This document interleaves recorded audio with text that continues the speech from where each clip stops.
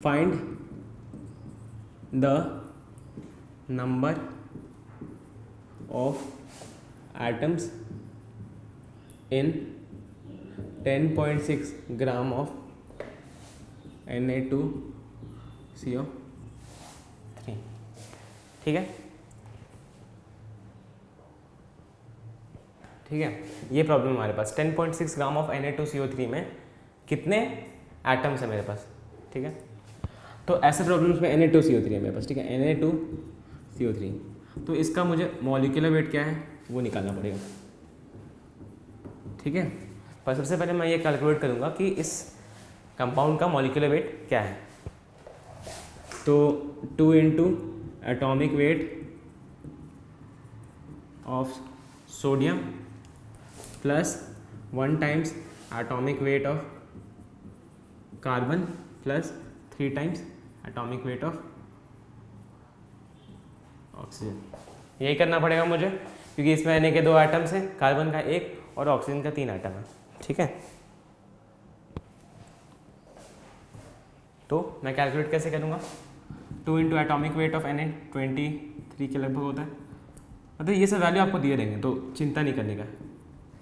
2 12 plus 3 into 16, इसको sum up करूँगा तो 46 12 8 6 14। ठीक है, 106 के लगभग आना चाहिए, 106 या 108। ठीक है, 106 ग्राम के लगभग। ठीक है, तो 1 मोल Na2CO3 में कितने मॉलिक्यूल्स हैं? 6 इंटू 10⁻23 मॉलिक्यूल्स।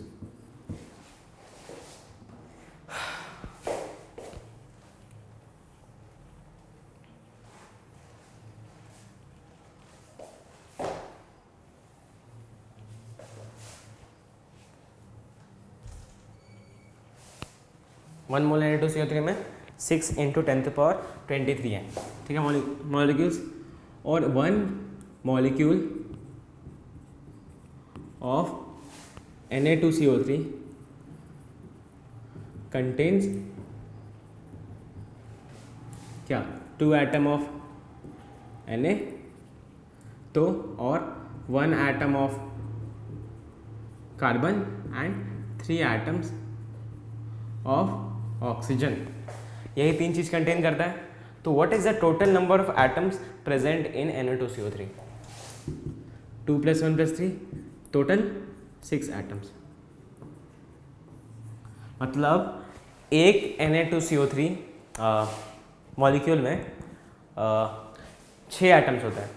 ठीक है, मतलब 1 मोल Na2CO3 मॉलिक्यूल में हैज़ कितना? 6 मोल एटम्स ऑफ। ठीक है, तो मतलब अगर मेरे पास 1 मोल Na2CO3 है, मतलब मेरे पास Na2CO3 के कितने मॉलिक्यूल्स हैं? 6 इंटू 10⁻23।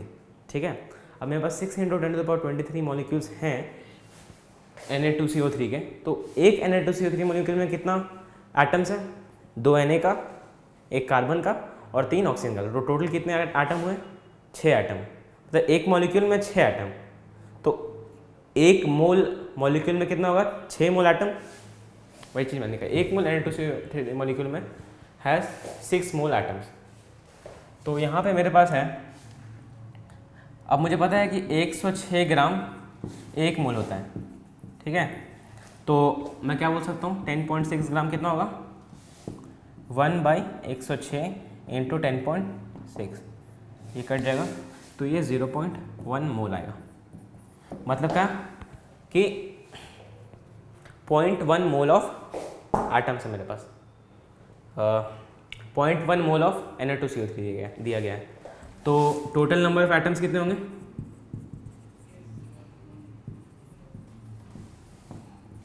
कितना? 6 इंटू 0.1 मोल इंटू 6 इंटू 10⁻23, ये आंसर होगा अपना।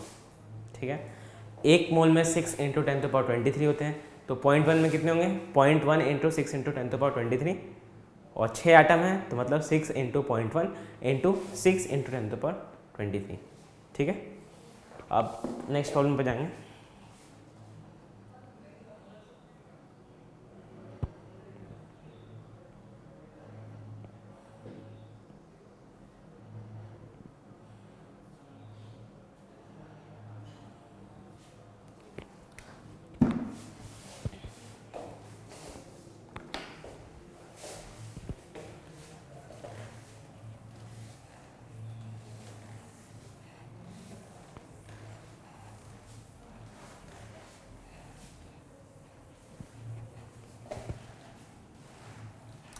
जो हमारा नेक्स्ट सवाल है वो ज़िंदगी से थोड़ा रिलेटेड है। ठीक है, तो ये आपको कोई पूछ सकता है, क्योंकि जैसे मुझे पता करना है what is the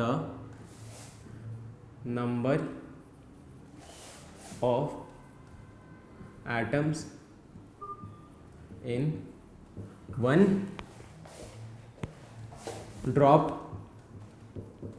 of water. मुझे क्या पता करना है कि एक बूंद पानी में कितने एटम्स है पानी के, H2O के कितने मॉलिक्यूल्स है, सॉरी नहीं, what is number of atoms, मतलब टोटल एटम कितने हैं एक H2O मॉलिक्यूल में, मतलब एक ड्रॉप H2O मॉलिक्यूल में कितने एटम्स हैं। और ये दिया हुआ है कि गिवन दैट, क्या दिया गया है हमको ये बताया गया है कि 1 drop is equal to 20 millilitres. ठीक है, मतलब बूंद बड़े बड़े हैं थोड़े से, उसमें एक बूंद इतना बड़ा है कि उसमें 20 मिलीलीटर ऑफ पानी आ जा रहा है। ठीक है, तो हमें निकालना है कि कैसे निकालेंगे।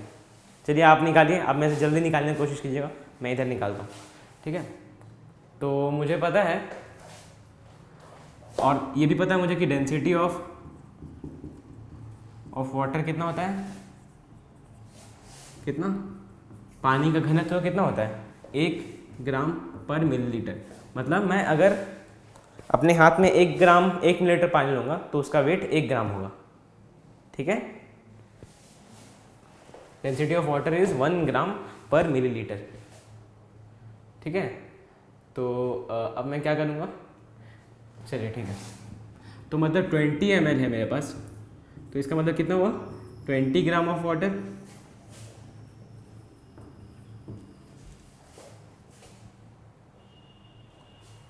मुझे तो इसका मतलब क्या हुआ 1 drop contains 20 gram of water. ठीक है, 1 drop contains 20 gram of water. अब मुझे पता है कि H2 है मेरे पास, H2 का जब मैं निकालूंगा कि मॉलिक्यूलर वेट कितना होता है, कितना होगा 2 × 1 + 16। ठीक है, समझ में आया कैसे, 2 × molecular weight of 1 hydrogen plus 1 × 16 जो कि एटॉमिक वेट ऑफ ऑक्सीजन है, ये 18 ग्राम हुआ। अब मुझे पता है कि किसी भी चीज़ का 1 मोल वे करता है कितना, मतलब 1 मोल में कितने होते हैं 6 × 10⁻23। तो इसका मतलब क्या हुआ कि 18 ग्राम कंटेन्स 6 × 10⁻23 एटम्स नहीं सॉरी मॉलिक्यूल्स ऑफ वाटर। ठीक है, मैं ऐसा बोल सकता हूँ। तो 20 ग्राम में कितने मॉलिक्यूल्स होंगे 6 × 10⁻23 × 20/18। कैसे आया ये, इसका मतलब 1 ग्राम कितना करेगा, ठीक है 1 ग्राम कितना करेगा 6 × 10⁻23 / 18। इसका मतलब 20 ग्राम कितना करेगा 20 × 6 × 10⁻23 / 18। ठीक है, 20 ग्राम में इतने मॉलिक्यूल्स ऑफ ऑफ वाटर है, ठीक है। अब लेकिन मुझे निकालने के लिए क्या बोला गया है, मुझे ये निकालना है कि कितने एटम्स हैं, इतने मॉलिक्यूल्स हैं।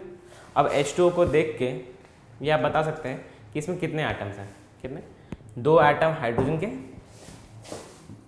2 atom hydrogen and 1 atom oxygen, ठीक है।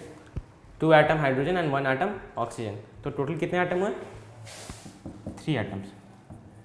मतलब एक मॉलिक्यूल H2 में 3 एटम्स होते हैं, तो 1 मोल मॉलिक्यूल्स में कितने होंगे, 3 मोल। 1 मोल मॉलिक्यूल में कितना होगा, 3 मोल एटम्स। तो इतने मॉलिक्यूल्स ऑफ वाटर हैं, तो एटम्स कितने होंगे, 3 इंटू 20 इंटू 6 इंटू 10⁻23/80, ये हमारा उत्तर होगा, ठीक है।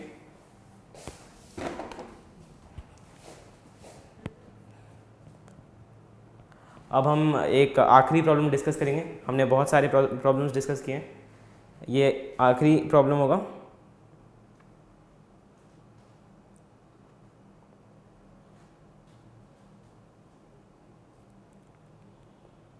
रुकिए एक सेकेंड।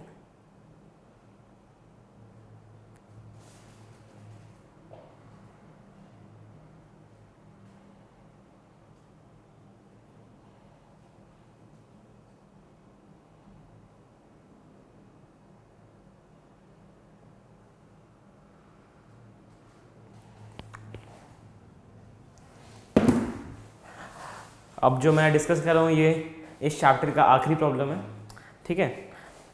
तो आखिरी या फिर सेकंड आखिरी, देखते हैं क्या करते हैं अपन।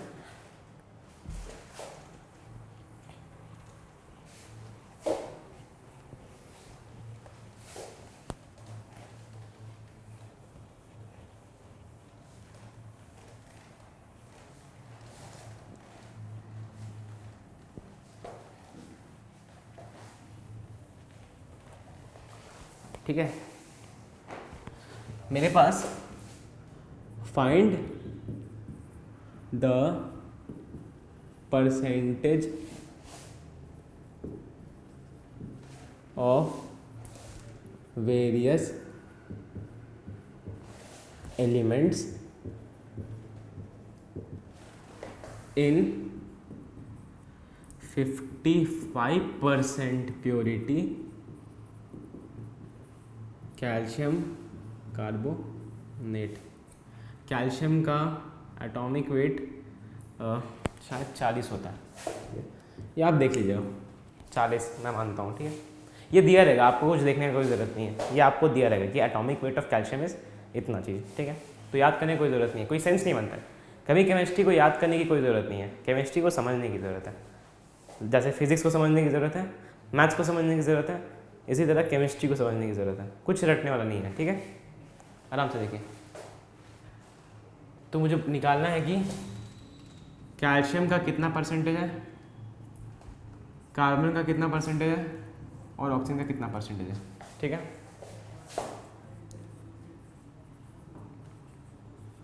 परसेंटेज कितना है सब चीज़ का, मुझे ये चीज़ निकालना है, ठीक है। और एक चीज़ ये होगा कि जो मेरे पास कैल्शियम कार्बोनेट है,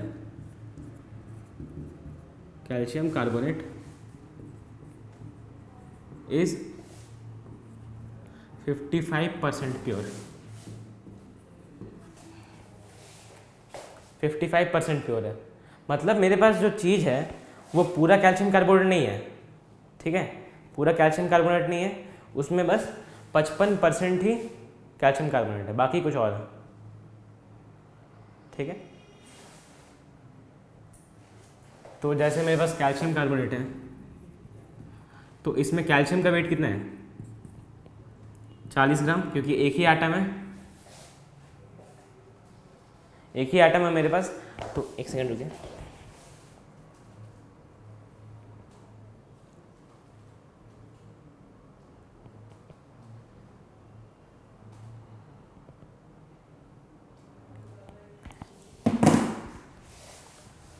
अब जैसे मुझे 1 मोल दिया है कैल्शियम कार्बोनेट, ठीक है। तो अब कैल्शियम का कितना है 40 ग्राम, कार्बन का कितना है 12 ग्राम और ऑक्सीजन का 3 आइटम है, इसलिए 3 इंटू 16 = 48 ग्राम, ठीक है। तो सबसे पहले मुझे निकालना है कि कैल्शियम का क्या परसेंटेज है। तो कैल्शियम का परसेंटेज कैसे निकालूंगा मैं, 40 ग्राम परसेंटेज कैसे निकालते हैं कि weight of the element divided by total molecular weight of the substance, ठीक है। Weight of the given element जिसका आपको परसेंटेज निकालना है और total molecular weight of the substance. तो यहाँ क्या हुआ, कैल्शियम कितना होता है 40 और टोटल मॉलिक्यूलर वेट क्या हो जाएगा 40 + 12 + 48, ये कितना आ जाएगा 40 प्लस बाई डिवाइड बाई 52 + 48 100, तो ये कितना हुआ 40/100। तो क्या हमारा आंसर 40/100 होगा, 40% होगा। तो परसेंटेज कितना हुआ 40/100 × 100 मतलब 40%। लेकिन हमारे पास प्रॉब्लम में दिया गया है कि मेरे को जो कैल्शियम कार्बोनेट दिया गया है वो 55% प्योरिटी का है, मतलब 1 किलो दिया गया है तो उसमें से बस 0.55 किलो ही बस कैल्शियम कार्बोनेट है, बाकी सब कुछ कचड़ा है, उससे मुझे कोई मतलब नहीं है, ठीक है। तो एक्चुअल परसेंटेज ऑफ कैल्शियम कितना हुआ, क्या हुआ 40/100 इंटू 55/100 इंटू 100। तो इसको कैलकुलेट कर लीजिए 22%। एक्चुअल परसेंटेज ऑफ कार्बन कितना है 22%, ठीक है। उसी तरह मैं कार्बन का निकालूंगा तो क्या होगा 12 डिवाइडेड बाई 40 + 12 + 48, तो ये कितना हो जाएगा 12/100। परसेंटेज कितना हो जाएगा 12/100। तो क्या आंसर 12% होगा, नहीं, क्यों, क्योंकि 55% ही प्योर है। तो उसमें से कार्बन कितना होगा 12/100 इंटू 55/100, क्योंकि 55% है, कुछ भी परसेंट है मतलब कुछ भी अगर 100% है तो क्या लिखते हैं उसको 100/100, कुछ भी परसेंट है तो परसेंट को हटा के डिवाइड कर देते हैं 100 से, ठीक है, और इंटू 100, क्योंकि हमको परसेंटेज ही निकालना है। ये कितना होगा ये आप कैलकुलेट कर सकते हैं, ठीक है। और फिर उसी तरह ऑक्सीजन का निकालना है तो क्या करूँगा, ऑक्सीजन का निकालना है तो ऑक्सीजन का कितना है 48 डिवाइडेड बाई 40 + 12 + 48, ये कितना होगा 48/100। परसेंटेज कितना हो जाएगा 48/100 इंटू 55/100 इंटू 100, तो इससे आंसर निकल जाएगा। देखिए यहाँ पे जो हमने पढ़ा मोल कंसेप्ट, तो हमारा मेन था आंसर निकालना नहीं, हमें ये समझना था कि मोल कंसेप्ट होता क्या है, मोल का कंसेप्ट हमें जानना था, ठीक है। तो उम्मीद करता हूँ कि मैंने जो पढ़ाया आप लोगों को दिमाग में घुसा, ठीक है, आपको समझ में आया और आपने एंजॉय किया, ठीक है। केमिस्ट्री जब भी पढ़ाई करते हैं तो मज़े से कीजिए, तो पढ़ाई का मोल बढ़ता है। और तो यही बोलना था कि उम्मीद है कि आपको समझ में आया हो, ठीक है।